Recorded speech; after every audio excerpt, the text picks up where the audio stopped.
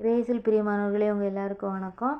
நான் இப்போ ரொம்ப உடைஞ்சு போன நேரத்தில் இறைவன் மீதுள்ள நம்பிக்கையை நம்மளுக்கு அதிகப்படுத்துறது மாதிரி ஒரு வசனம் உங்களுக்காக எடுத்து சொல்ல போகிறேன். அது எதுலேருந்து எடுத்திருக்கேன்னா, திருப்பாடல்கள் 31வது அதிகாரம். ரோமன் கத்தோலிக் பைபிள் படி திருப்பாடல்கள்னு இருக்கும். நார்மல் பைபிளில் சங்கீதம் 31. அதில் 31வது அதிகாரம் 1லேருந்து 8வது வரை, அதுக்கு பிறகு 14லேருந்து 17வது வரை, அதுக்கு பிறகு 22லேருந்து 24 வரை உள்ள வசனங்கள் நம்ம நேரடியாக ஆண்டவர்கிட்ட உருகி பேசுகிறது மாதிரி இருக்கும். உடஞ்சி போகிற நேரத்தில் இந்த வசனங்கள் நம்மளை கொஞ்சம் உறுதிப்படுத்தும். இப்போ வாங்க போகலாம். அதை நான் உங்களுக்கு வாசித்து காட்டுறேன். ஆண்டவரே, உம்மிடம் நான் அடைக்கலம் புகுந்துள்ளேன். நான் ஒருபோதும் வெட்கமடைய விடாதேயும். உமது நீதிக்கேற்ப என்னை விடுவித்தருளும். உம் செவிகளை என் பக்கம் திருப்பியருளும். விரைவில் என்னை மீட்டருளும். எனக்கு அடைக்கலம் தரும் கற்பாறையாயிரும். என்னை பாதுகாக்கும் வலிமைமிகு கோட்டையாயிரும். ஆம், என் கற்பாறையும் கோட்டையும் நீரே.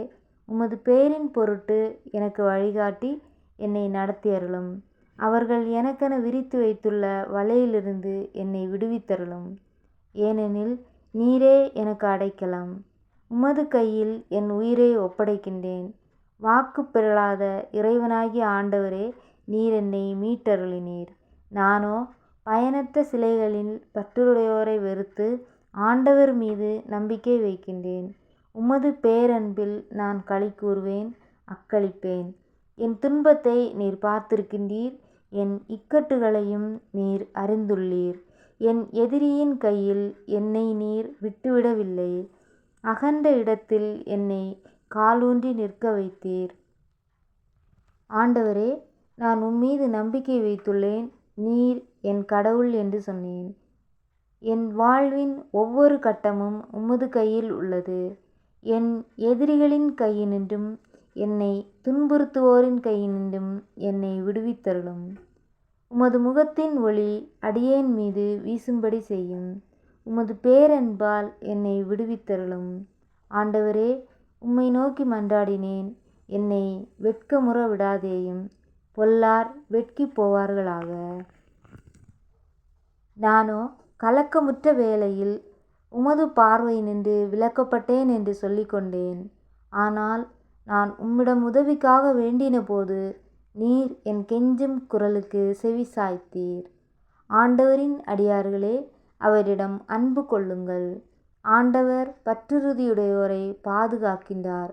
ஆனால் இருமாப்புடன் நடப்போருக்கு அவர் முழுமையாய் பதிலடி கொடுக்கின்றார். ஆண்டவருக்காக நம்பிக்கையுடன் காத்திருப்போரே, நீங்கள் அனைவரும் உள்ளத்தில் வலிமையும் உறுதியும் கொண்டிருங்கள். ஆமீன்.